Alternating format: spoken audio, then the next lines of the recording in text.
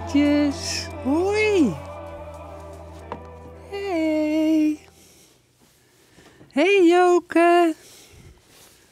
Ik was verliefd en toen 8 jaar geleden. En toen vroeg mijn man, wil je koeien? En toen zei ik nee. En toen 5 minuten later zei ik, ja, ik wil ze. Want toen dacht ik opeens, wacht eens even. Ik ga zorgen dat ze niet geslacht worden. Nu staan de koeien hier in Achlem. Ja, in Achlem, in Friesland. Maar u had ze eigenlijk liever toch op een ander plaatsje willen hebben. Wat is het verhaal daarachter? Ja, want ik ben op Vlieland gaan wonen. En als ik 1 stap op Vlieland doe, dan word ik meteen heel blij.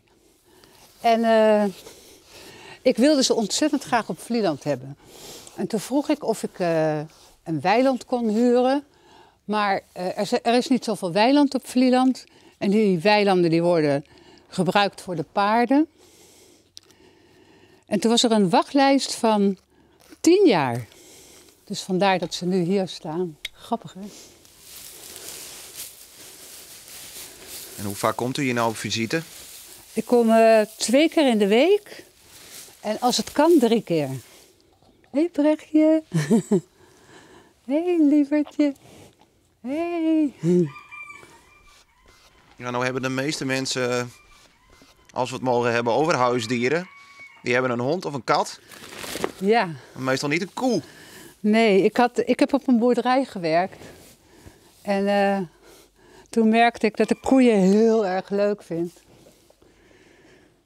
Maar ze zijn warm en ze zijn super gaaf. En ik wist niet dat je zo kon hechten aan... Nou, jawel, dat je van dieren kan houden. Maar ik wist niet dat ze zo zich zouden hechten aan mij. Want hoe bijzonder is uw band met deze koeien? Nou, kijk, wat ze nu doen, zo met de kop naar me toe, dat doen gewone koeien niet. Ik bedoel, koeien die, ja, ze zijn groot en ze zijn warm en ik word er altijd heel rustig van. En altijd heel blij. Maar het is nog steeds mijn doel en mijn streven en mijn gelukkie als ik ze op Vlieland kan krijgen. We zijn ons huis aan het verkopen en als we ons huis verkocht hebben, dan kopen we een ander huis. En we willen dat op Vlieland, maar als het niet lukt, dan gaan we gewoon toch een boerderijtje in Friesland en dan de koeien aan huis.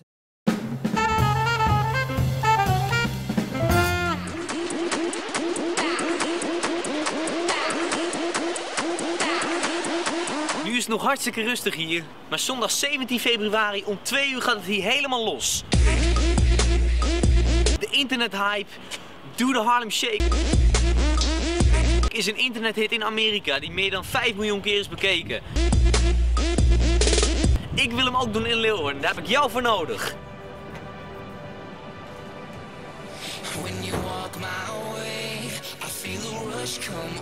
Nou, gaan we zo meteen los. Harlem Shake Leeuwarden. Hopelijk de grootste die er is. Ik ben er klaar voor. Ik hoop de menigte hier ook. Het is eigenlijk zo'n soort Gangnam Style flashmob, alles in één. Het is eigenlijk zijn nieuwe rage. En ik dacht, Leeuwarden kan wel wat publiciteit gebruiken. En het is gewoon leuk om dit te doen. Leuk om deze actie te ondernemen. Dus toen ben ik er maar mee begonnen.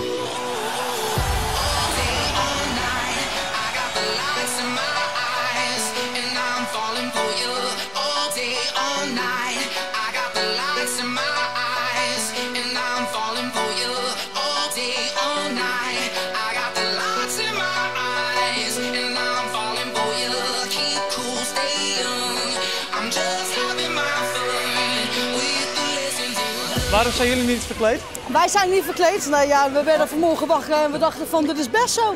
Zo doe je dat. Waarom zijn jullie wel verkleed? Oh. Wat is er met jou gebeurd? Ja, inderdaad. En waar komen jullie vandaan? Den Haag, Wateringen en Rijswijk. Oké. Maar jullie komen speciaal... Ja, om te shaken.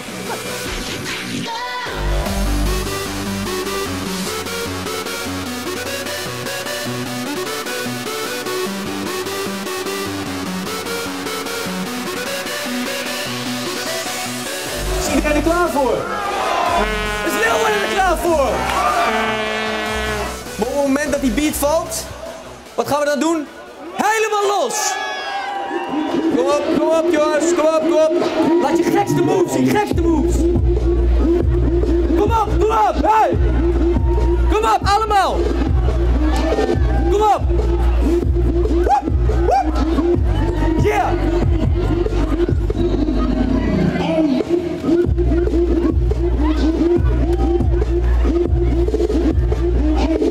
Kom op, springen! Ja.